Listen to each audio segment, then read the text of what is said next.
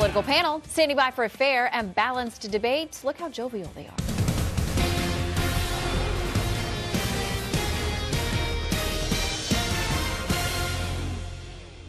Was it a mistake to go to war in Iraq? No, I don't believe it was. The world is a better place because Saddam Hussein doesn't run Iraq. After finding out there were no weapons of mass destruction, would you, if you knew that, have been in favor of the Iraqi invasion? Well, not only would I not have been in favor of it, President Bush would not have been in favor of it.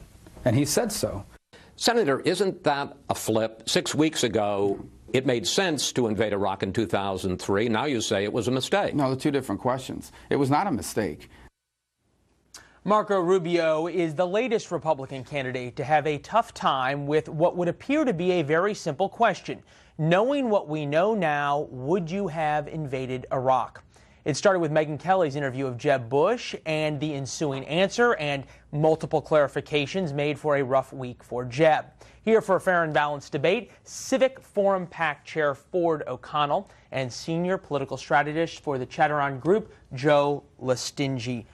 Why is this so difficult for Republicans to answer, Ford? Well, I think it's more difficult for Jeb Bush, but he should have had his answer canned. The second his brother stepped on Air Force One in 2009, he should have known this answer was coming. I think what happened here is Jeb struggled and the rest of the candidates, because they're new to this game, they haven't done it before, just thought they could wing this. Does this play into the narrative, Joe, that Jeb is out of practice, he's rusty, it's been years since he's run a campaign? I think it does, and the hard part of this is Ford's absolutely correct on this. This was the one question he knew he was going to get, and he wasn't ready for it, and that speaks to many problems. Well, luckily for him, he's going to be able to answer this about 100 times over, but he's going to have to understand that there's other things from his brother's past, like rising deficits, enhanced interrogation. Things are going to come up. No child left behind. No child left behind. And what Jeb needs to do if he wants to win the Republican nomination is become Jeb Bush, the governor of Florida with a sterling conservative record, and not the third Bush. If he gets tagged as the third Bush, he's done. And that's, I'm assuming, what Democrats would love to be able to do.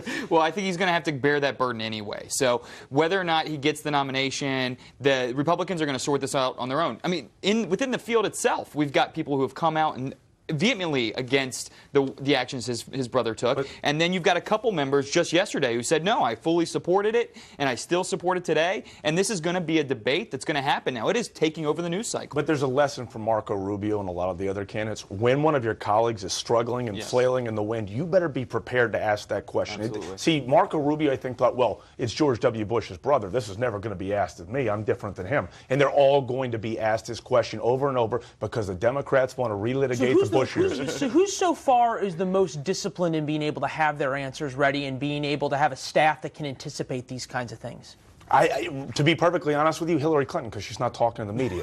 But beyond Hillary Clinton, honestly, a lot of them are trying. A couple of Republicans wish they could be that. This is the major leagues, and a lot of these guys thought the view looked really good from the cheap seats, and now they understand that this is real. So they're going to be very careful from now on. They've got a long way to go. Well, 9 months to recover before Iowa. Well, look at Huckabee, though. Because he did this before, doing this once before is the greatest experience you can ever have. Well, that makes a good point. One of the other things that I thought was interesting, we've been kicking around here, is all of a sudden now everybody's got a doctrine. We're talking about the Rubio doctrine that he has so-called named himself. Now there's the Paul doctrine, there's this doctrine.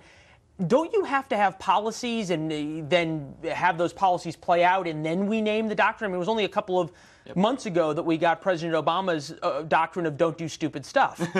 Well, let's be honest. The word doctrine sounds good, and we live in a world where people don't follow this stuff all that closely until we get within like a month of Election Day, and basically everything has to fit into a 15-second soundbite. So if it fits in a 15-second soundbite and it sounds good, guess what? You at least have something. Joe, does Hillary own the Clinton doctrine? Well, no, I would not think so, because I think her husband would have the first Clinton doctrine, but she's building her own reputation can she and her build off of that? Yeah, she could. There are several things within his presidency that they're going to continue to talk about because, don't forget, if Jeb is the nominee, he was the president right prior.